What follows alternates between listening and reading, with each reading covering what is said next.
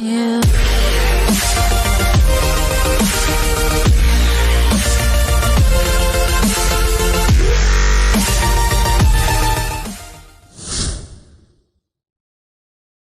Om Shri Matre Namaha. In our ancient literature,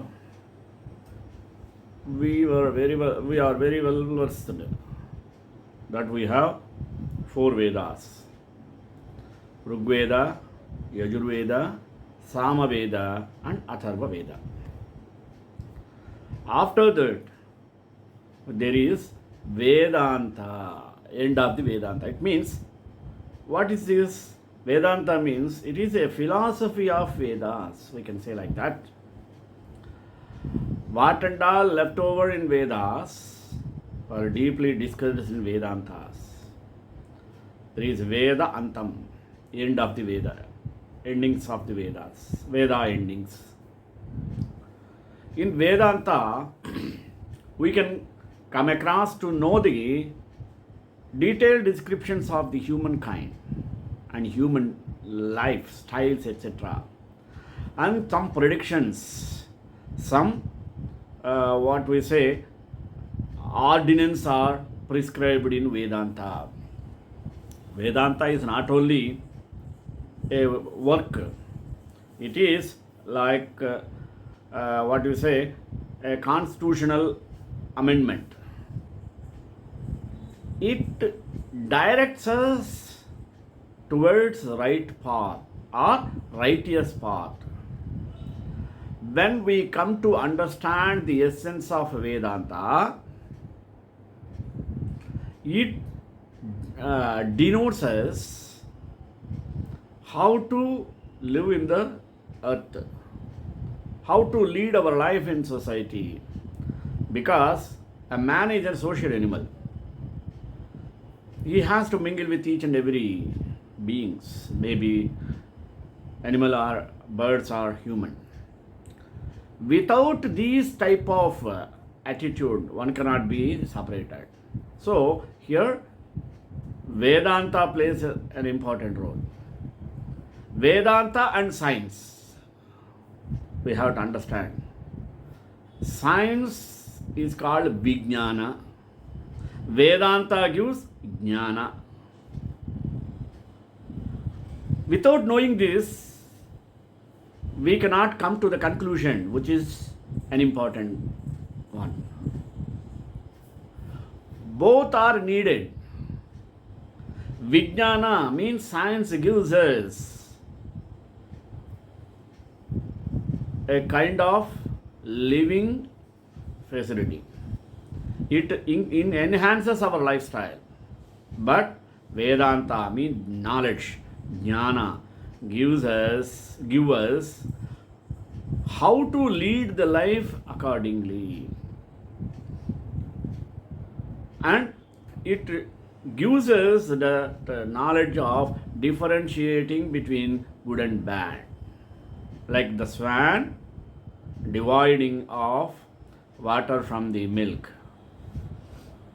Similarly, Vedanta and science both are both eyes to a human being, to a man. Without one, another is not to be determined or guessed. Therefore, both are simultaneously, we have to understand. As when we discuss about Vedanta and science, we have to understand why Vedanta takes place of eternal. Even Vedanta, the science like Dharma and science also an important role in Vedanta. Vedanta teaches us the law of karma, the doctrine of karma, means karma siddhanta. Even reincarnation and science also denotes the same thing one. In this regard, we have to go through the evolution or reincarnation towards moksha through the steps of understanding the essence of Vedanta and science also. We have to understand the science, how it was in ancient India. Then only we can get through these details.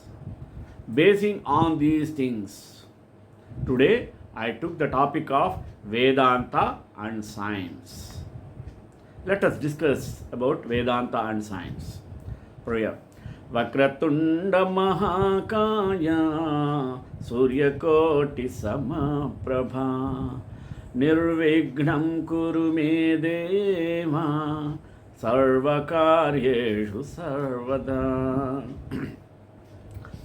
If we look back into the European history, we will find that there has never been a real friendship between religion and science.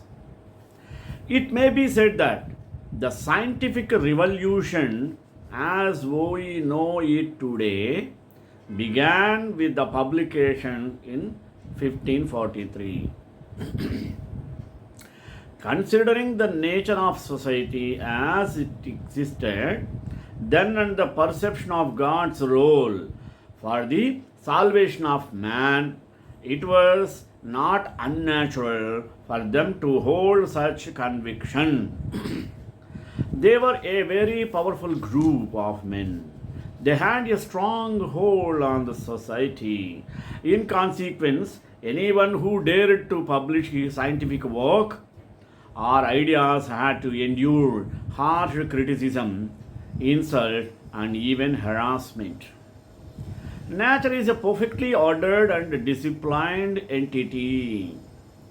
The laws of physics, chemistry, and other subjects are the laws of nature to sustain the order and perfection inherent in it.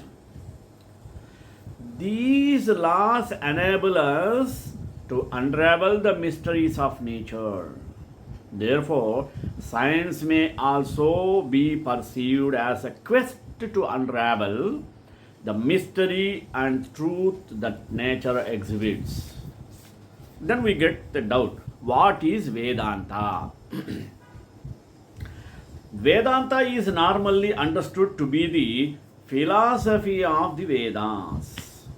It is viewed to be the pinnacle of all Vedic teachings. In one of his lectures, Swami Vivekananda said, the mass of writing called the Vedas is not the utterance of persons. Its date has never been fixed, can never be fixed, and according to us, the Vedas are eternal. There is one salient point I want you to remember, that all the other religions of the world claim their authority as being delivered by a personal God or a number of personal beings, angels, or special messengers of God unto certain persons, while the claim of the Hindus is the Vedas do not owe their authority to anybody else. They are themselves the authority, being eternal, the knowledge of God. They were never written, never created. They have existed throughout time. To explain further why Vedanta is eternal and scientific, he went on to explain to his audience, they hold that the Vedas are without beginning and without end. It may sound ludicrous to his audience how a book can be without beginning and end. But by the Vedas, no books are meant. They mean the accumulated treasury of spiritual laws discovered by different persons in different times. Just as the law of gravitation existed before its discovery and would exist to all humanity forgot it. So is it with the laws that govern the spiritual world. The moral, ethical, and spiritual relations between soul and soul and between individual spirits and the Father of all spirits were the before their discovery and would remain even if we forgot them.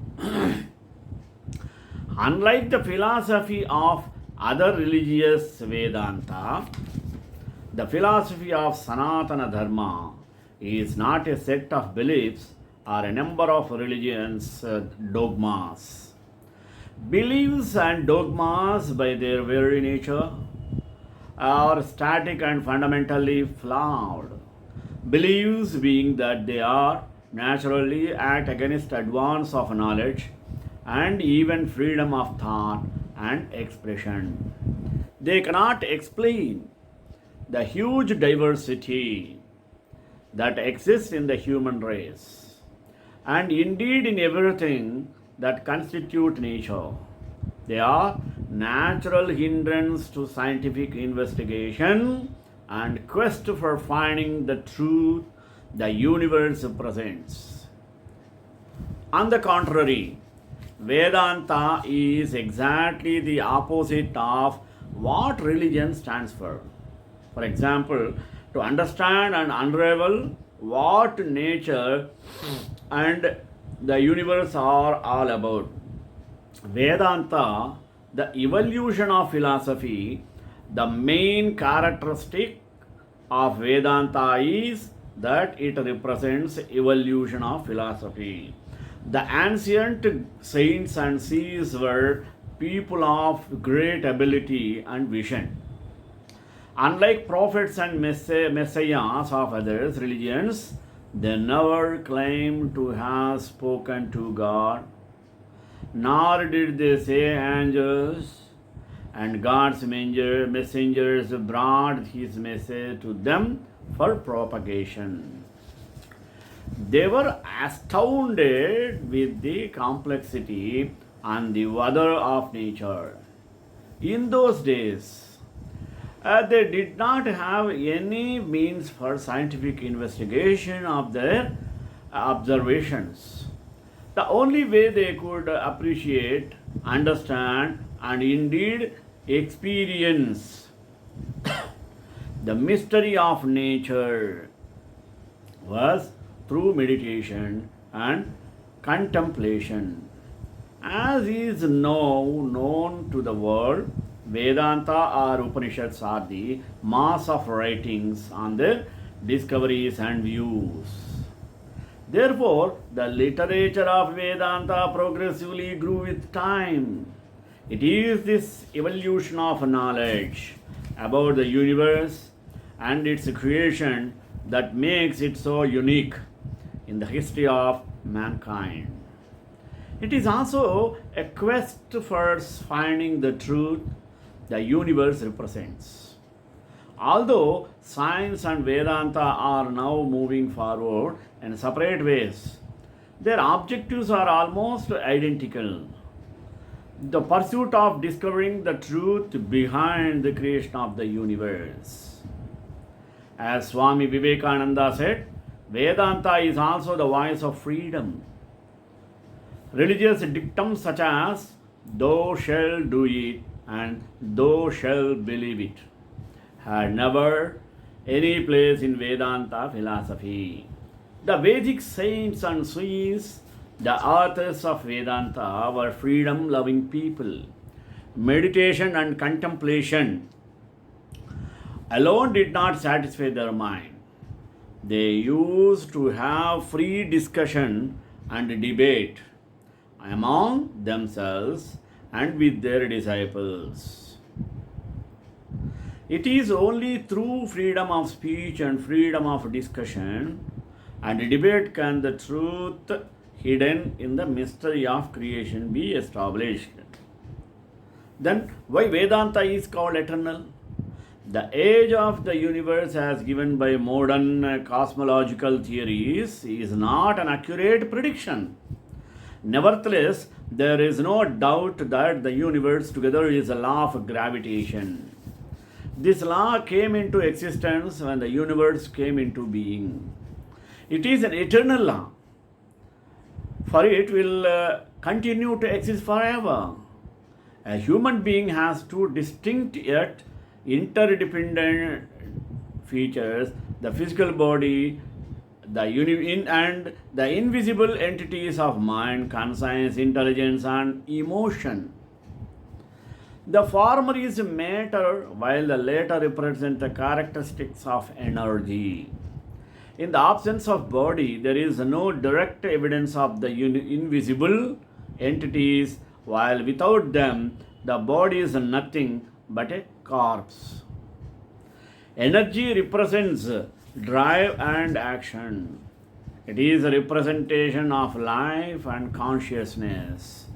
Thus, the abstract entities have a greater significance than the visible body. Let us understand about Dharma and science. The Vedas are the origin of the concept of Dharma. The parallel concept that is perceived to convey the same meaning is usually taken as religion. This view is wrong, for conceptually they are entirely different. Religion is a man-made phenomenon, and that's why different religions, although they may have some common ground, teach different beliefs. Every initiator of the religion, call him prophet, messiah, or what you will, leaves behind his impression of the divine. And his teachings are influenced by his tradition, culture, and history. This is the reason why religious beliefs and dogmas are different. The followers of particular religion may claim that their religion was given to their God. However, they can never prove such a belief. It is more a blind faith rather than a rational view of the divine plan. If there is anything divine, it is Dharma. It is what nature is all about. If there is anything preordained to work in a particular way, it is Dharma. In explaining Dharma, or more appropriately, Bharata Dharma in his Shakti and Shakta, Bharata Dharma holds that the world is an order or cosmos. It is not a chaos of things and beings thrown haphazardly together in which there is no binding relation or rule. The world ordered is Dharma, which is that by which the universe is upheld. Without Dharma, it would fall to pieces and dissolve into nothingness. But this is not possible, for through there is disorder. It exists and can exist only locally, for a time, and in particular parts of the whole. Order, however, will end from the nature of things, must ultimately assert itself. Nature exhibits a perfect order. Each and every clement of nature is engaged in its work for its survival in the way preordained for it. In other words, all of them are performing their dharma. Therefore, dharma is the principle of the working and sustenance of nature. It may be interpreted as a science of how nature is made up of and practically functioning. As a law of gravitation, as a law of gravitation is eternal, so is this principle.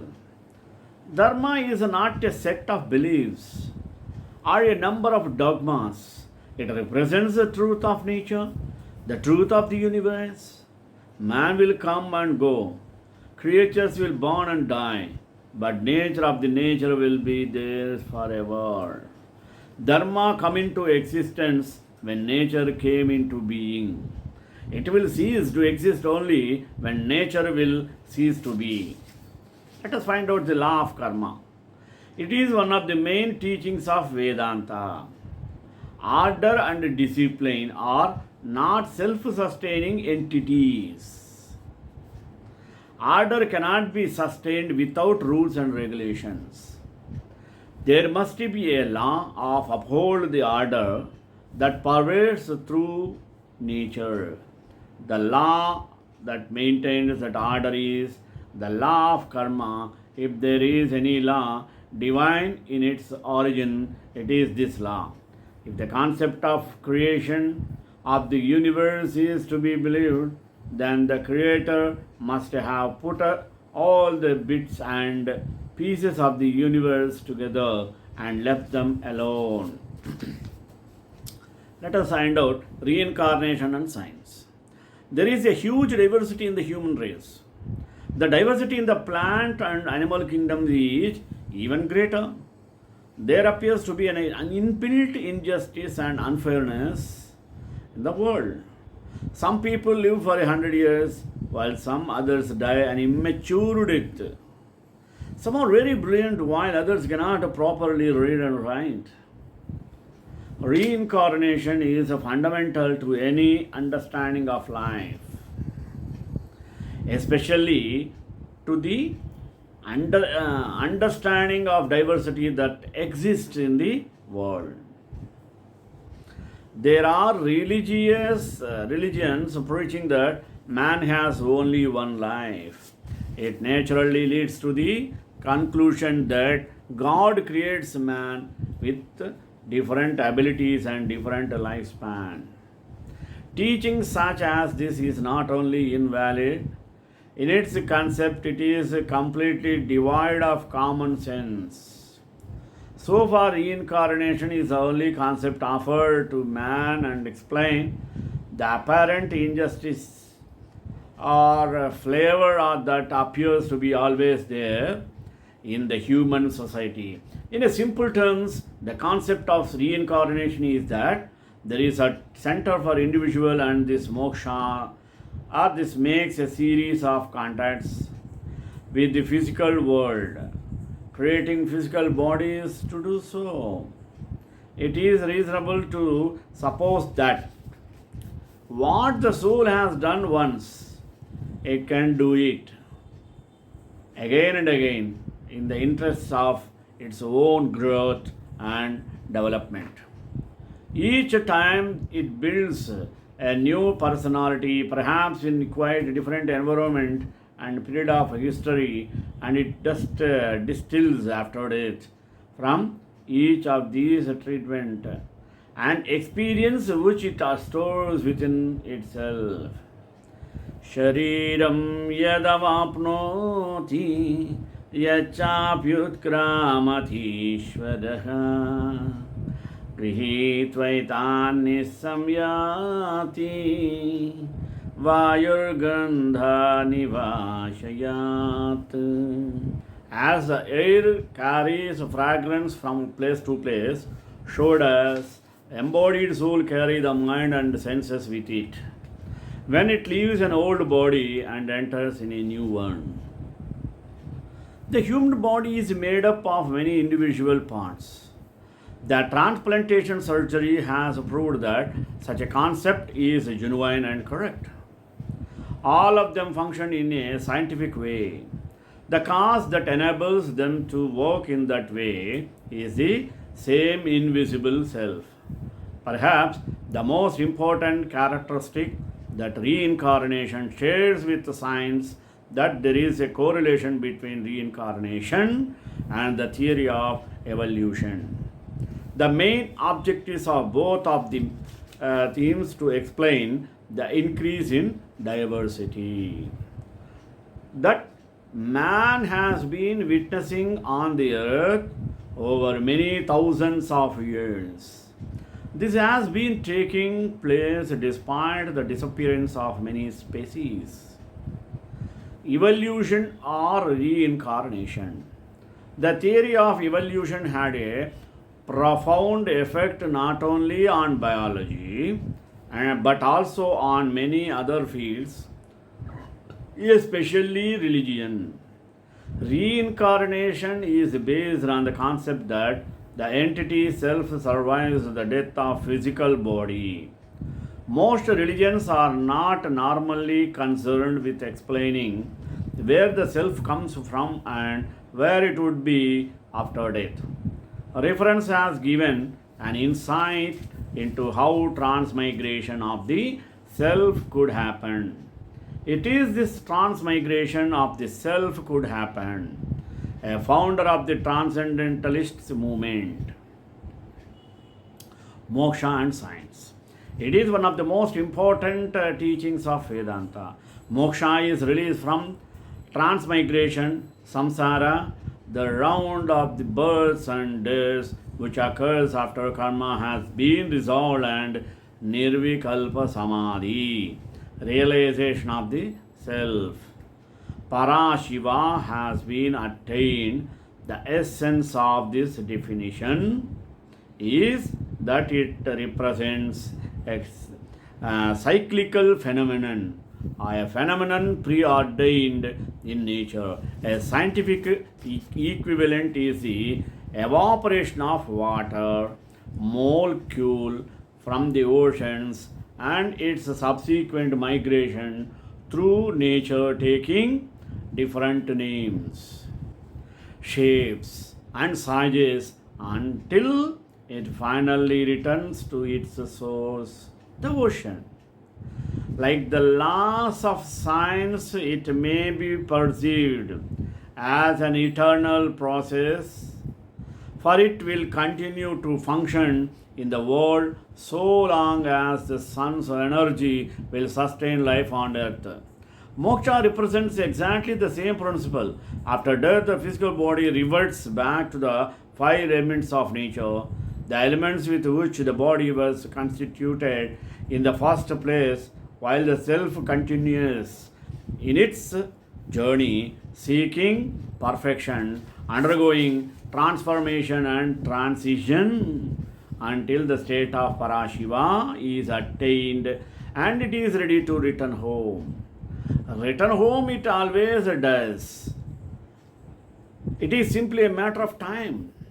In the process of the totality of birth matter, the aspect of that endows life to matter is always conserved. Ecology in Vedanta. Ecology refers to the study of ecosystems in which the living organisms and their intimate environment are inseparably interrelated and interacted with each other. The environment on each came into existence when itself came into being.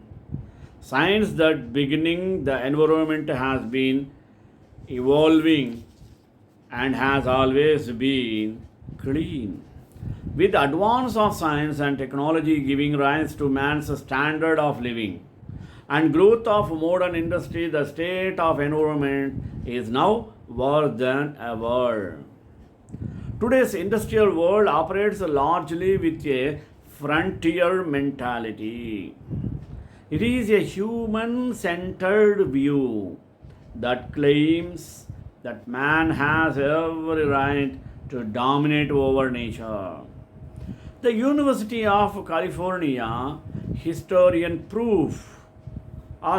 Professor Wright has argued that the ecological problems have been created because of the historian views of the world. It asserts God entered men in his own image. God blessed them and said to them, "Be fruitful and increase in human number, fill the earth and subdue it, roll over the fish of the sea and the birds of the air and over every living creature that moves on the ground." Unlike the religions, the Vedic approach to ecology is a holistic one. The Rig Veda has warned, do not destroy trees, for they are the source of the life. There is no better or higher principle to respect and conserve the environment than this. In the Vedas, there are too many hymns in practice or in praise of nature and earth. Western civilization considers human life to be sacred, but Hindus have gone much further and said, now science and ancient Bharat. It is Known throughout the world that ancient and classical India had a deep respect for learning and education. Ancient India was not only reputed for excellence in fundamental sciences, it was also quite advanced in applied sciences such as engineering, especially in civil engineering. Unlike in the West and elsewhere in the world, there has never been a conflict between the teachings of Vedas and science. Knowledge are in the both spiritual and secular. Vedas proper concern themselves with the ultimate reality. Each of them contains a number of Upa-Vedas or subsidiary Vedas containing in various degrees scientific knowledge helpful to mankind. Knowledge such as Rasi Vidya, maths, Bhuta Vidya, physics, Nakshatra Vidya, astronomy, and indeed a number of other scientific disciplines. Let us come to the conclusion. The general view that science and religion are comparative does not apply to Vedanta, the philosophy of Vedas. On the contrary, not only do they complement each other, their basic objectives are the same: unravel the mystical of nature and explain how it works. Science deals with matter only, but believed Vedanta embodies both matter and spirit. It is this holistic approach of Vedanta we can come across to almost philosophy, and it is for the reason teachings such as dharma, karma, etc. are also scientifically credible. Shreekanthaya Kalyana Nidhe Nidhe Shri Venkateswaraya Srinivasaya Mangalam Mangalasara Paripadacha Parivamesra Vaichu Acharya Satkritaya Astu Mangalam.